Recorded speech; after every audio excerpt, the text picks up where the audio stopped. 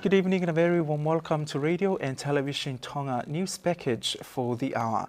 Making headlines, experts believes that mosquito diseases remains a threat to the Pacific Islands.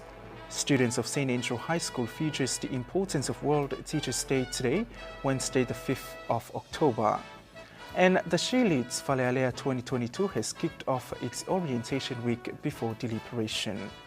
We'll have these and more stories later on in the bulletin, including the latest sports news. Now I'm Vahafonato Bola with the stories in detail. Mosquito diseases remain a significant threat to the health and social-economic well-being of the region.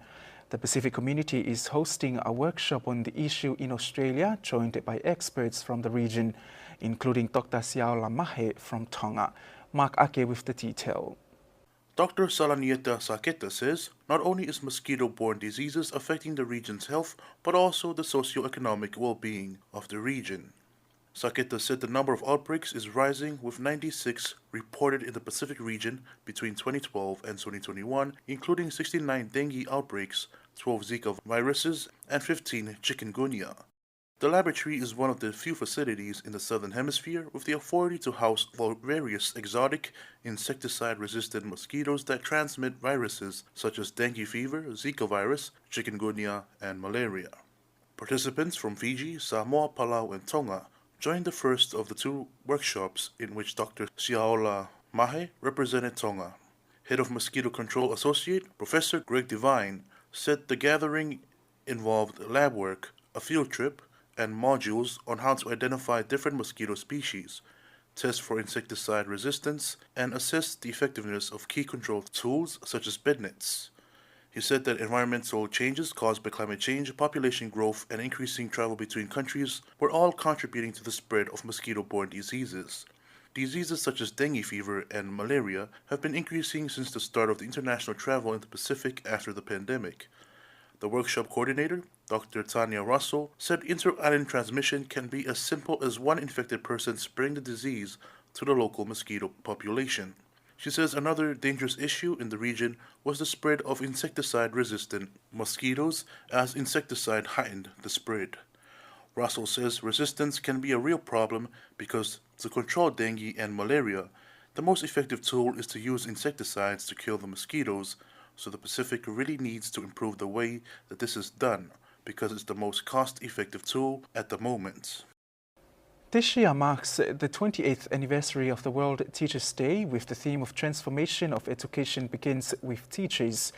World Teachers' Day is observed every year on the 5th of October with a motive of promoting teachers and creating awareness about the importance of teachers to meet the needs of future generations. Although the government's Ministry of Education has postponed commemorating the special day for teachers until further notice, however, students of St. Andrew High School celebrated the day with special programs organized for their teachers. Alice Tupo will tell you more on that story. World Teachers' Day is observed every year on the 5th of October with the motive of promoting teachers and creating awareness about the importance of teachers to meet the needs of future generations.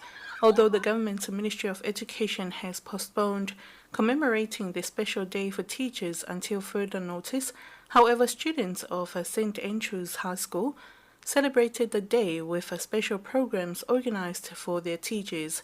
The principal of St. Andrew's High School, Losana told Radio and Television Tonga News that a prayer service was held this morning to mark the school's Teachers' Day celebration for 2022, led by the former Education Minister, Professor Dr. Ana Maui Tauwhe'urungaki.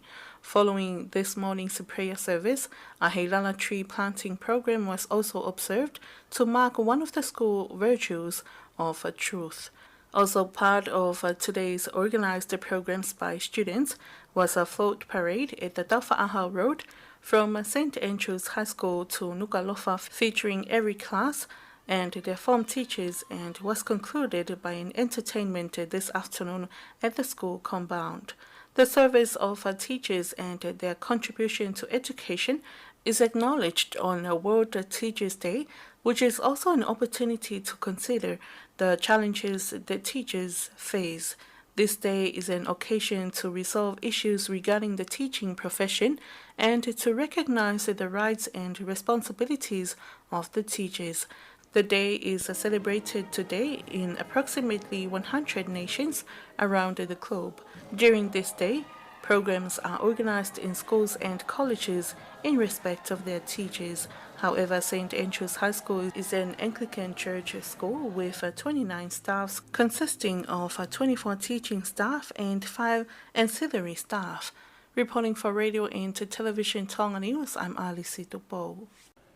The court have begun using new methods for criminal lawsuits against young children so children don't feel left out in Tonga. Mark Ake tells you more. During one of the National Center for Women and Children's and the Attorney General's office's televised programs, they highlighted new protocols that they are utilizing. A Crown Counsel from the Office of the Attorney General, Jocelyn Lomu, said the court has a special interest in vulnerable victims when it comes to a lawsuit involving children under the age of 18.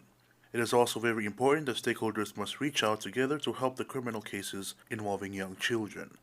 Lomu adds over the past few years, there was a case where a 4-year-old girl was abused and was sent to the Women's and Children's Crisis Center for counseling, and during her trial, this little girl was not able to speak in the courthouse, and so the center called for action.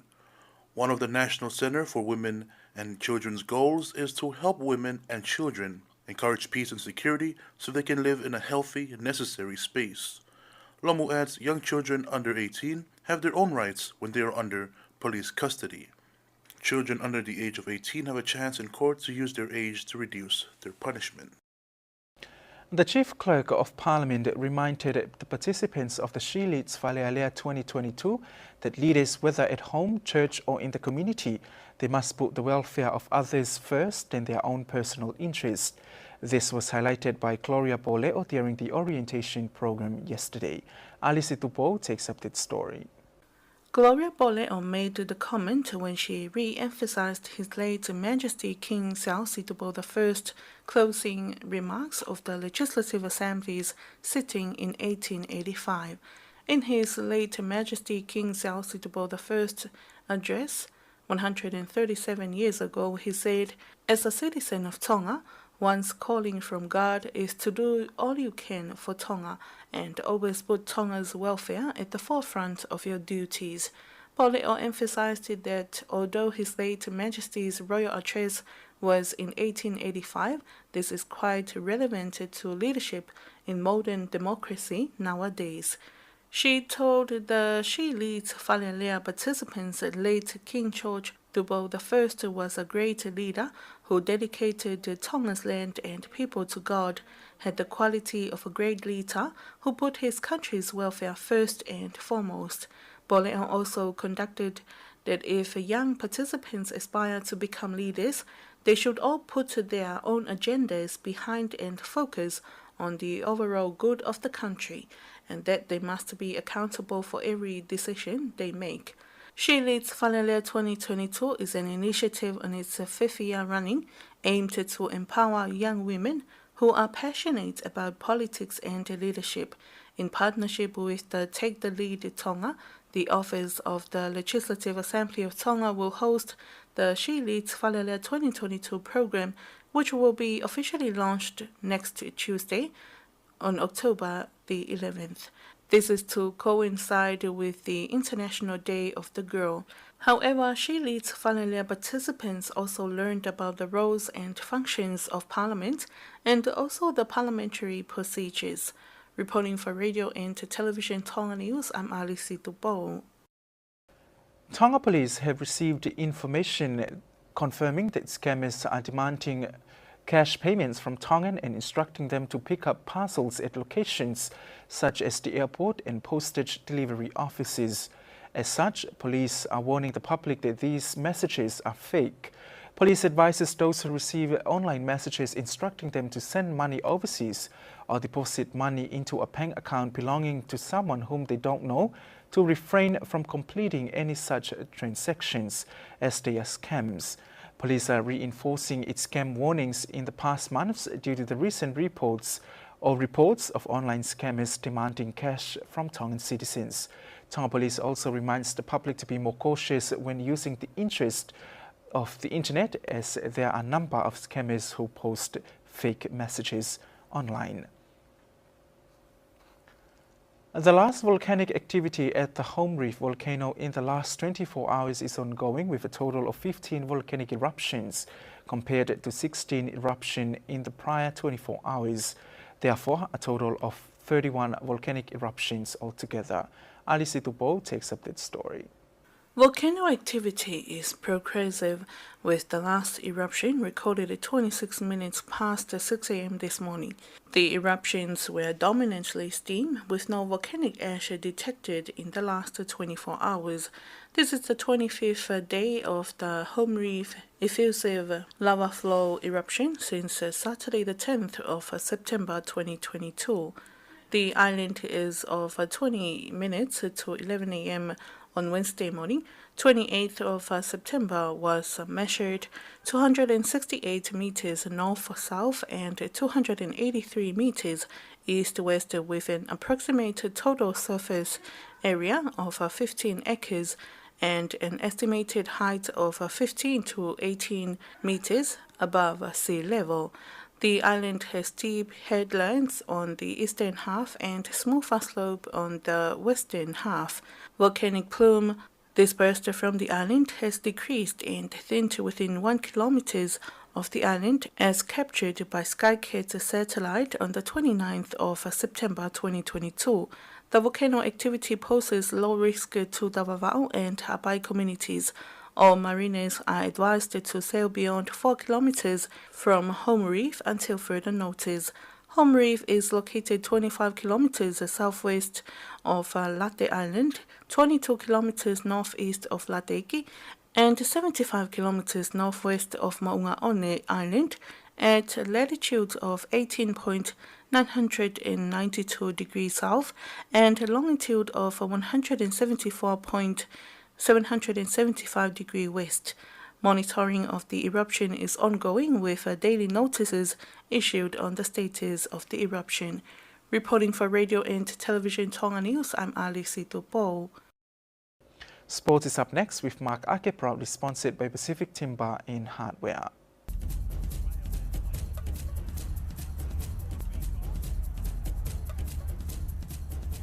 To football, the Tongatapu rugby tournament will kick off this Saturday at the Tonga College rugby fields in Ha'ateho. The competition is held a bit later than usual, however it is understood that this is a result of the COVID-19 restrictions only being lifted recently. The Tongatapu Sub-Union Board representative for town teams, Aisia Aholele, said the 20 teams have registered for the competition. He adds that this competition aims to develop and hone the skills of players under the age of 20 for Tonga's national under-20s fixture against Samoa in December, as well as the Tonga A matches in March next year. The usual teams will go head-to-head in pools of 4, with each team playing 4 matches before the playoffs. Aisia says that the competition is expected to run for 8 weeks. Ha'alalo will be making their competition debut this year.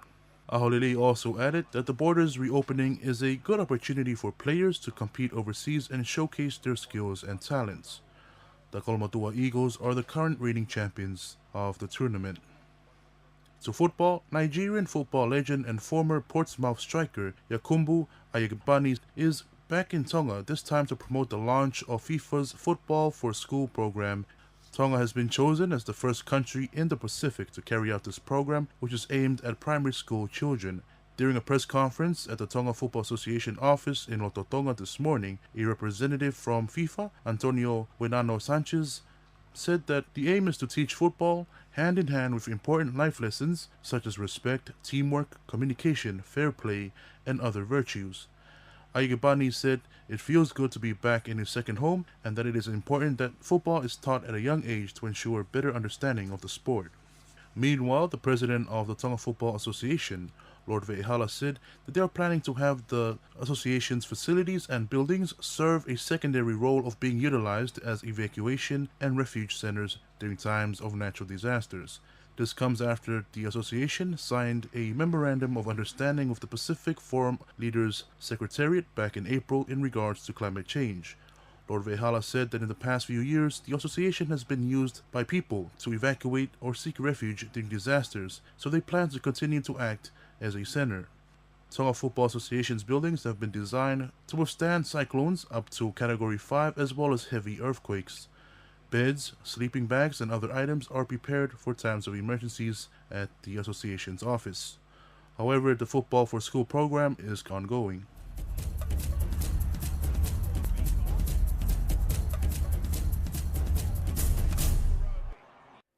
That wraps up this evening's news package, but before we part, here's one final look at today's top stories. Experts believe that mosquito diseases remain a significant threat to the Pacific Islands. Students of St. Andrew High School features the importance of World Teachers' Day today, Wednesday the 5th of October. And the Shilits Valealea 2022 has kicked off its orientation week before deliberations. And that's it for tonight. Thank you for your company. I'm Vahafanatu Bola. Good evening.